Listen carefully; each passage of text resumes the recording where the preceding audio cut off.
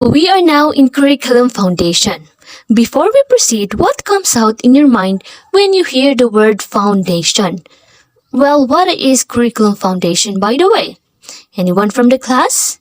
Yes, when we say foundation, it is a basis upon which something stands or supported, a stronghold.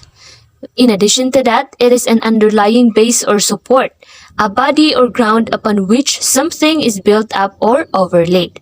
So we have here the curriculum development scholars like Tyler, Taba, Eisner, Saylor, Alexander and Louise, Print, Soil, and Tanner.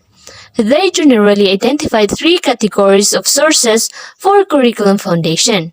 The first one is the studies of learners and learning theory, studies of life, studies of the nature and value of knowledge.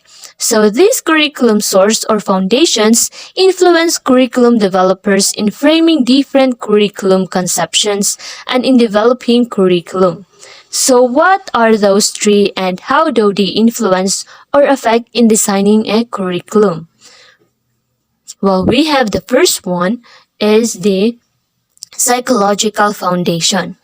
It is a discipline deals about understanding human behavior.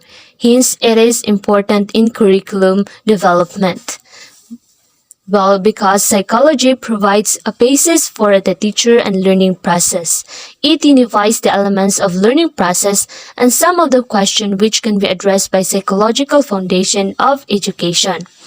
Well, according to Print, that psychology can be provide information in 5 different areas. We have educational objectives, student characteristics, learning processes, teaching methods, and evaluation procedures.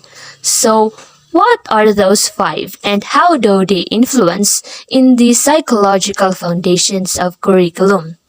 Well, the first is when we say educational objectives, or it is also what we call learning outcomes. These are statements that clearly describe what the learners will do or be able to do as a result of having attended an educational program or activity. Educational objectives must be observable and measurable, so it should focus on the learners and contain actions, verbs that describe measurable behaviors. How about students' characteristics? They say that the more you learn about where your students came from, the easier the job will become.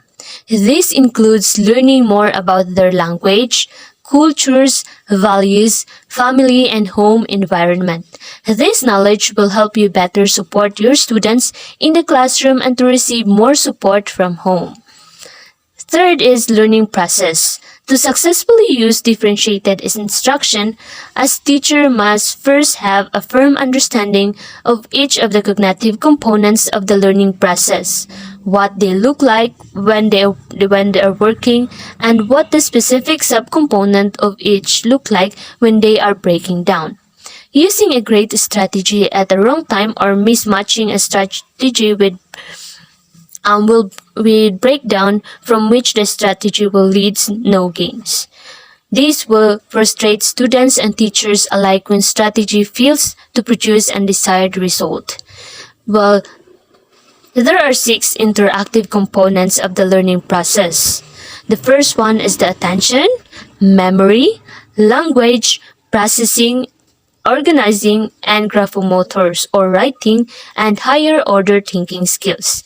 These processes interact not only with each other but also with emotions, classroom climate, behavior, social skills, teachers, and family. Well, the fourth one is the teaching method. Everyday experience shows that lack of proper methods for teachers sometimes result in failures of communication in the classroom. The educational psychology gives us the knowledge of appropriate methods of teaching. It helps us in developing the strategies. The fifth is evaluating procedures. Well, evaluation is the structures, interpretation, and giving of meaning to predict an actual impact of proposals or result. It looks like an original objectives and at what is either predicted or what was accomplished in the objectives. While remember that evaluation must meet your educational objectives. Well, in summary, psychology has a great influence in the curriculum. Learners are not a machine and mind is not a computer. Humans are biological beings affected by their biology and culture. The psychological foundation will help curriculum makers in nurturing a more advanced and more comprehensive and complete human learning. So let's move on to the next part, which is the sociological and anthropological foundation. Schools exist within a social context. Societal culture affects the shape of the schools and their curricula. In considering social and anthropological foundation of curriculum, we must recognize that schools are only of the many institutions that educate society. The home, the family, community likewise educate the people and the society, but schools are formal institutions that address more complex and interrelated societies in the world. Society, as ever dynamic, is the source of very fast changing, which are difficult to cope with and to adjust to. Thus, schools are made to help understand and change in order for the school to be relevant. Schools' curricula should address diversity, explosion of knowledge, school reforms, and education for all. The relationship of curriculum and society is mutual and encompassing. Hence, to be relevant, the curricula should reflect and preserve the culture of society and its aspiration. At the same time, the society also imbibe the changes brought about by the formal institution, according to Sowell in 1996, pointed out that knowledge about the society and its culture is important in selecting the content of the curriculum. It provides a clear understanding of the context in which the curriculum is developed. Studies about the society and culture help curriculum workers in understanding several social and educational issues that affect curriculum process and education in general. So the third one, we have the philosophical foundation of the curriculum.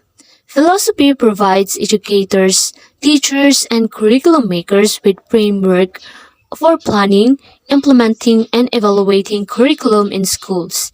It helps in answering what schools are for, what subjects are important, and or how students should learn, and what materials and methods should be used. In decision making, philosophy provides the starting point and will be used for the succeeding decision making. The philosophy of curriculum planner, implementer, and evaluator reflect his or her life experience, common belief, socio-economic background, and education. So there are four educational philosophy, namely the perennialism, essentialism, progressivism, and reconstructivism. So, philosophy as the foundation helps curriculum workers in understanding the nature of knowledge and what the subject or topics are worthwhile. Just like according to Orstein and Hanskin, that philosophy provides curriculum workers with a framework or base for organizing schools and classroom.